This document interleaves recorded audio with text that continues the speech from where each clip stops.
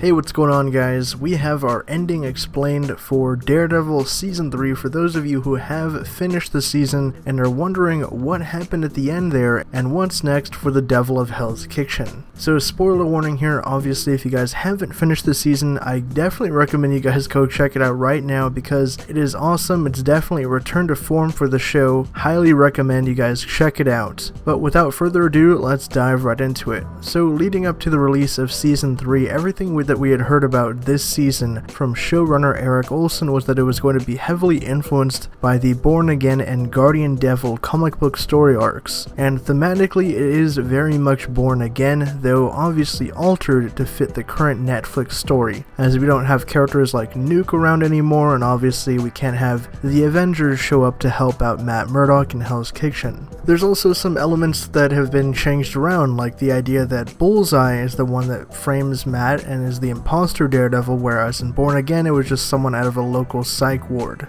So at the end of the season, after Kingpin has made his big move and essentially taken over the underworld of New York City once and for all, taken the position of Kingpin and referred to himself as such, Murdock, Poindexter, and Fisk all have a three-way fight up in his penthouse, in which Poindexter is left paralyzed after a massive blow from the Kingpin, and Daredevil fights off Fisk up to the last point when he has a choice to actually kill him, which is something that he's wrestled with the entire season. Ultimately what he does though, because even though the Kingpin would like to have Matt kill him to prove that he is a criminal and that he's a menace to New York City, Matt takes the higher path and instead spares him, makes him go back behind bars, which is something that he ultimately tried so desperately to get out of this season. What's interesting is that we finally see the two characters come to some sort of a compromise, as Fisk makes a deal with the devil under the conditions that Vanessa, his wife, will be left free of charges and have no connection to Fisk's criminal organization, but that Kingpin will go back behind bars and vow to leave Matt and his friends alone for good. This is a pretty pivotal moment, as the whole season had been kind of leading up to this, and we'd even seen a bit of it glimpsed in Season 2, when Kingpin vowed to get Murdock after what he had done to him. So I thought that was a pretty cool way to kind of wrap up that whole storyline, but also set up things down the line with the Kingpin now being formally introduced.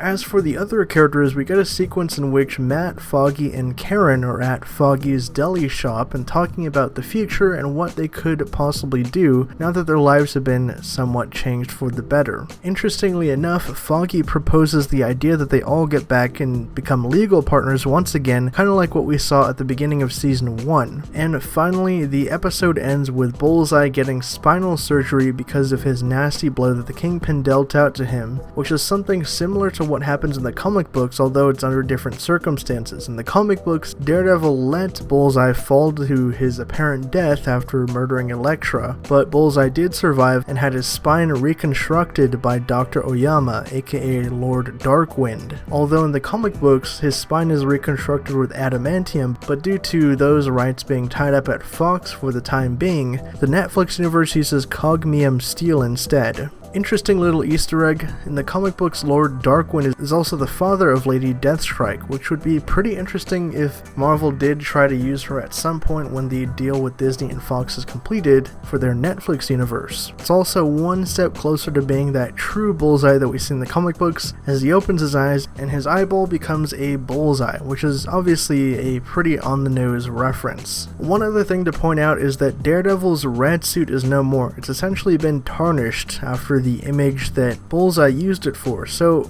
something cool that they could do for a Season 4 if it would happen is to give Daredevil his yellow costume from the comic books that he wore very early on. So what do you guys think about the ending to Daredevil Season 3, and are you excited or interested to see a fourth season? As like I mentioned, a lot of storylines and plot threads are really neatly wrapped up in this season. It feels very much like a culmination of the entire series thus far, but there are interesting avenues to go from here. Like for instance, Kingpin getting out of prison and assuming his role as the overseer of crime in New York City, Bullseye becoming the deranged costumed killer that we know from the comic books, and Matt Murdock assuming a different costume in his fight against crime. But like I said, post your thoughts out in the comments below. For more updates on Daredevil, the Marvel Netflix universe, and everything pop culture, be sure to subscribe to HN Entertainment.